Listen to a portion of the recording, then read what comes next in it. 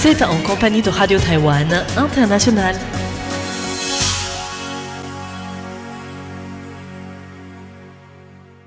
Bonjour et bienvenue en compagnie du service français de Radio Taïwan International. C'est François-Xavier Boulet pour vous accueillir et vous présenter le programme de ce lundi 27 avril.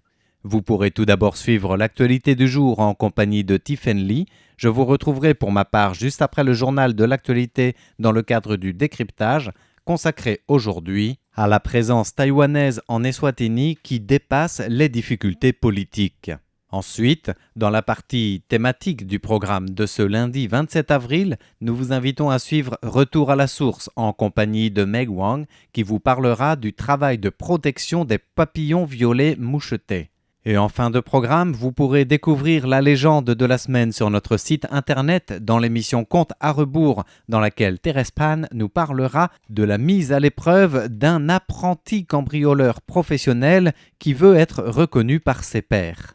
Je ne vous en dis pas plus, tout est à découvrir dans le programme complet de la rédaction qui débute tout de suite avec le journal de l'actualité présenté par Tiffen Lee et dont voici les principaux titres.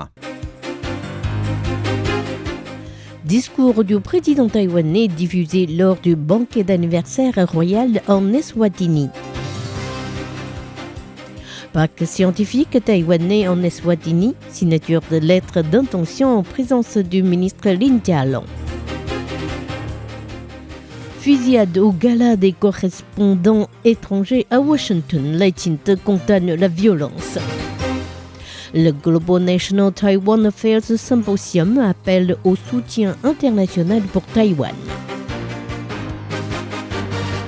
Bonjour à toutes et à tous, bienvenue dans ce journal de l'information présenté par Tiffen Lee. Tout de suite, le développement des principales actualités de ce lundi 27 avril 2026. Discours du président taïwanais diffusé lors du banquet d'anniversaire royal en Eswatini. Le ministre taïwanais des Affaires étrangères, Lin Jialong, en visite en Eswatini en sa qualité d'envoyé spécial du président Lai Ching-te, a assisté le 25 avril à l'inauguration de International Convention Center aux côtés du roi Mswati III. C'est dans ce nouvel édifice construit avec l'aide de Taïwan qu'a eu lieu dans la soirée un banquet célébrant le 58e anniversaire du roi Mswati III et le 40e anniversaire de son accession au trône. Un discours préenregistré du président taïwanais Lai Ching-te a été diffusé lors du banquet, discours dans lequel ce dernier a adressé au roi ses vœux, mais aussi sa reconnaissance à l'égard d'Eswatini, unique allié diplomatique de Taïwan en Afrique, pour son soutien ferme à Taïwan sur la scène internationale.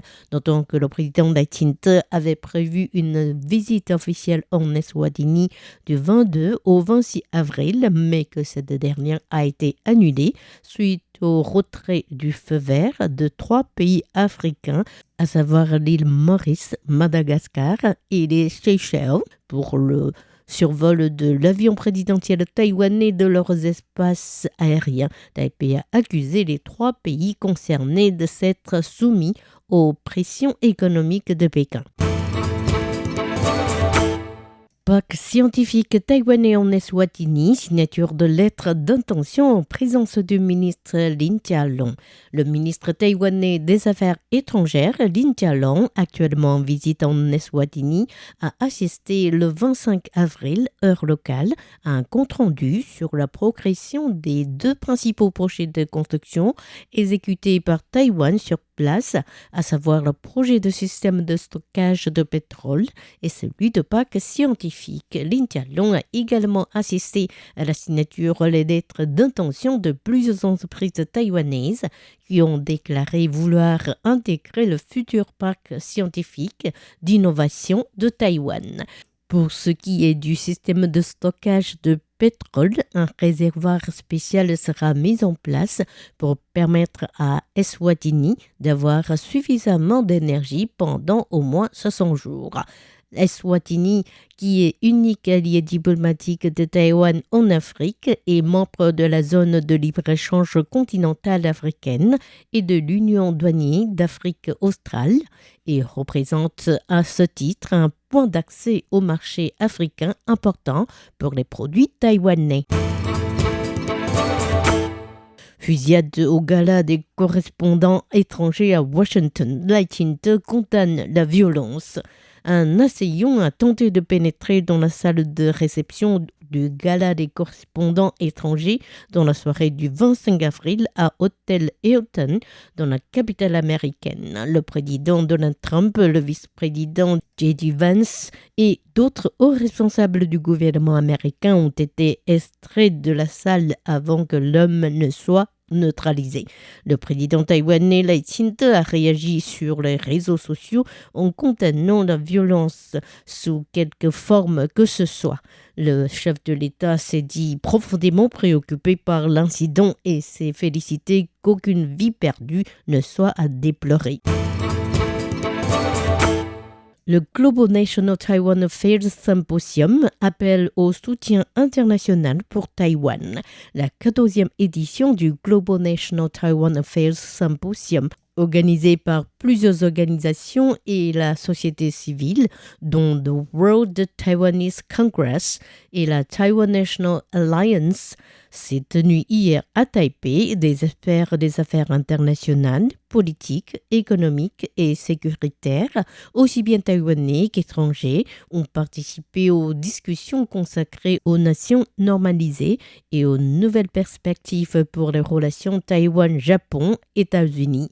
Yasuhide Nakayama, président de la Commission des affaires étrangères de la Chambre des représentants du Japon, a évoqué les divers projets de réforme du gouvernement japonais visant à refaire du Japon un État normal afin de permettre au pays d'intervenir dans les affaires sécuritaires internationales.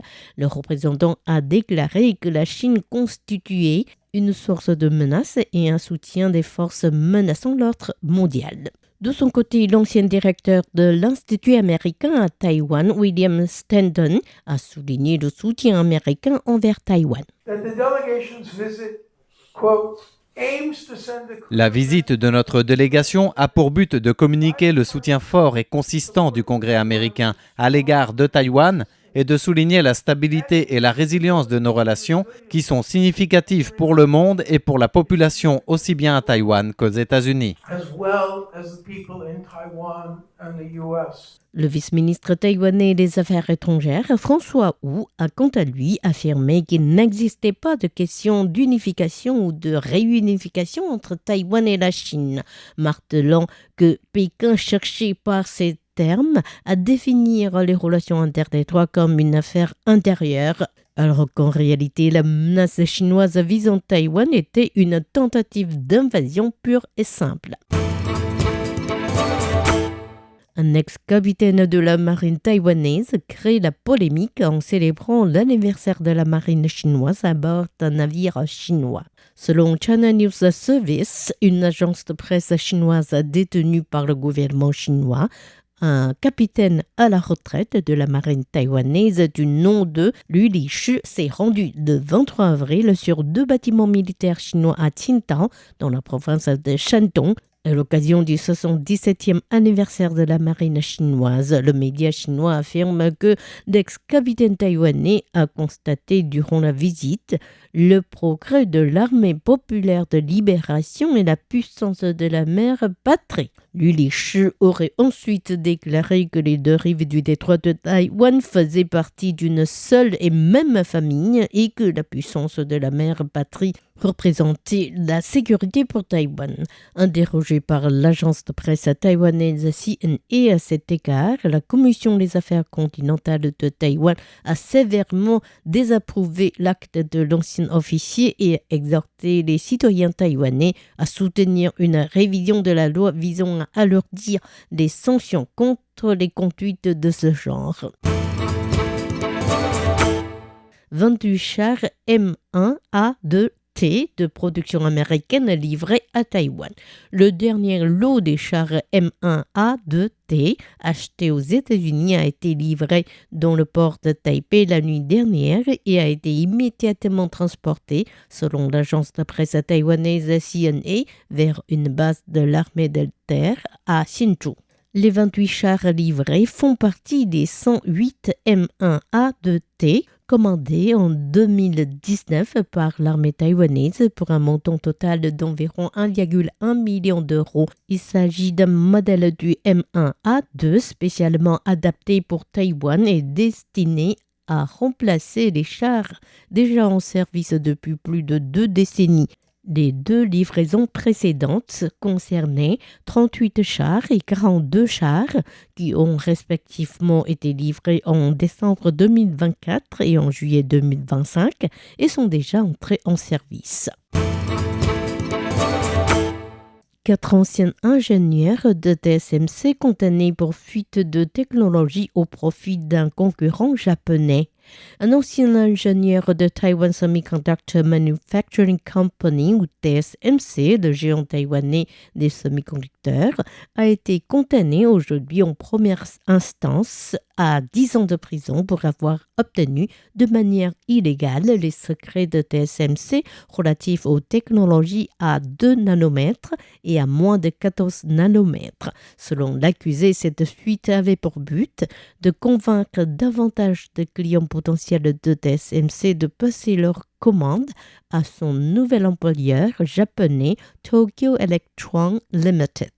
L'ingénieur a été aidé par 3 complices, des anciens collègues qui travaillaient encore chez TSMC au moment des faits et qui ont écopé de peines allant de 2 à 6 ans. L'entreprise japonaise a été sanctionnée quant à elle d'une amende de 150 millions de dollars taïwanais, soit 4,07 millions d'euros, avec 3 ans de sursis, en plus d'un dédommagement de 100 millions de dollars taïwanais, soit 2,71 millions d'euros, à verser à TSMC.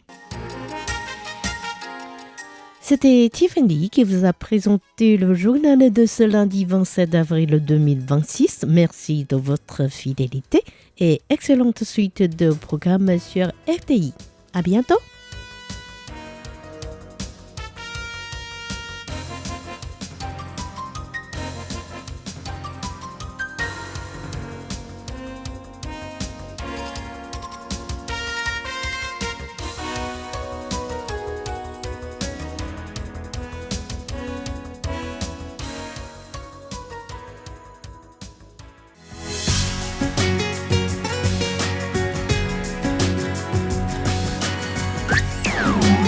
Vous êtes en compagnie de Radio Taïwan International.